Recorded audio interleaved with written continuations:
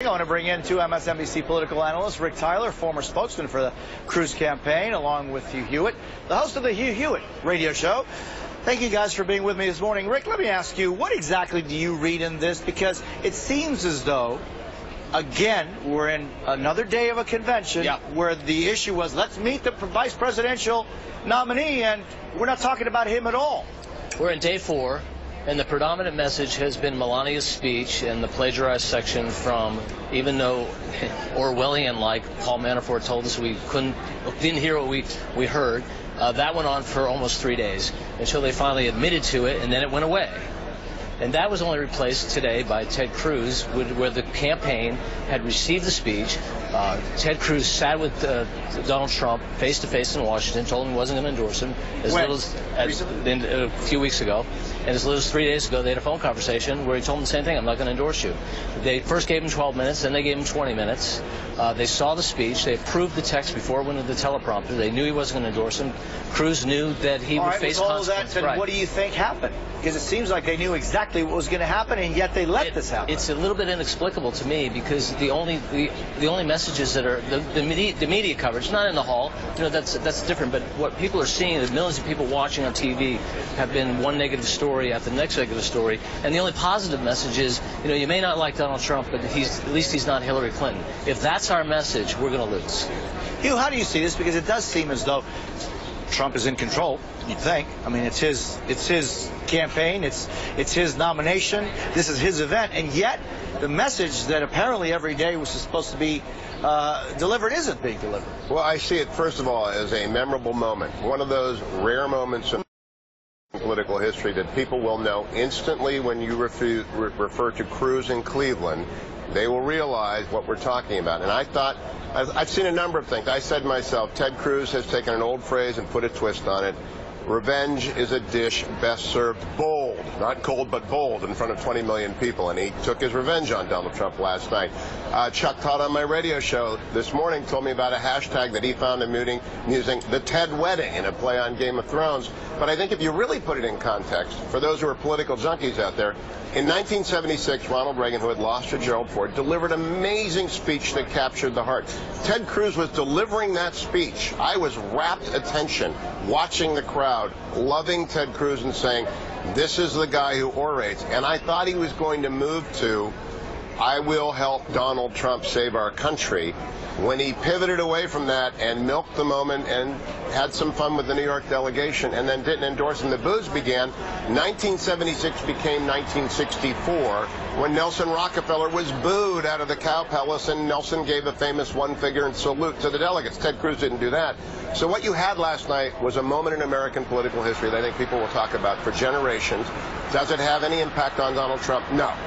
Eric Trump made it 3 for 3 for the Trump kids. I don't think it'll affect Donald Trump's speech tonight. I don't think it'll change many votes in America. It changes Ted Cruz's political future. I'm wondering, Rick, as we who are immersed in this minutia and about who said what and whether there was applause or not or boos, whether outside of this group, people at home are getting this message, or is it more, this is really entertaining? And you know what? Donald Trump isn't the average politician. Look at him. He's air kissing his way to the presidency. Before I comment on that, I think Hugh is right. People will say, they won't say, were you there when Trump was nominated? No, but I was in the room during Ted Cruz's speech. I think that's exactly right. But outside, is it? I don't know yet. I think Cruz's speech will either be a failure, people will attack it, or, as I believe, I think it may be prescient, that history will change. If Donald Trump loses badly to Hillary Clinton, for instance, people will say, well, that was interesting and that didn't work. Maybe Ted was right. So we don't know yet.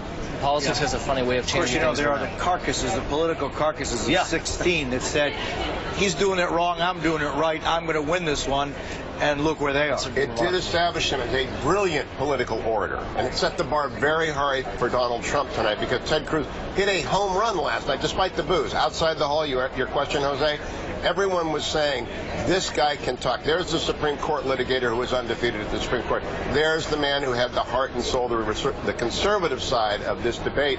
They saw it and they loved it. I just think that long term, though, putting the knife into Donald Trump on Donald Trump's night even in 4 years, might be remembered by a lot of people, not even who were not Trump people, but as something that will.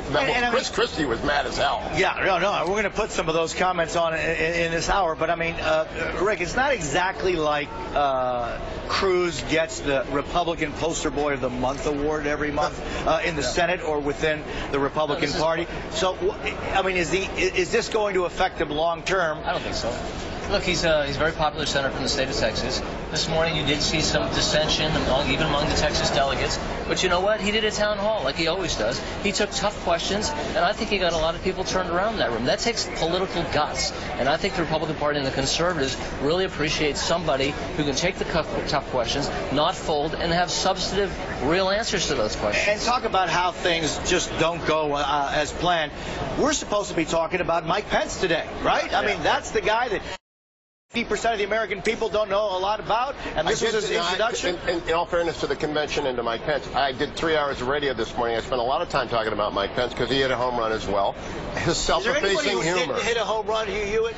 Yeah, there were a lot of people who didn't hit home runs. I'm not going to call him out. It's been a very uneven speaker series. Pence was not one of them. Pence was not one of them. He did, and he did it with self-effacing Midwestern humor. He will help every single person on the down ticket. Mike Pence is exactly who Donald Trump needed. And the end game wasn't so good. By the way, Speaker Ryan gave the introduction to Mike Pence with a glowing endorsement that I think he wished he could give to the nominee, and hasn't.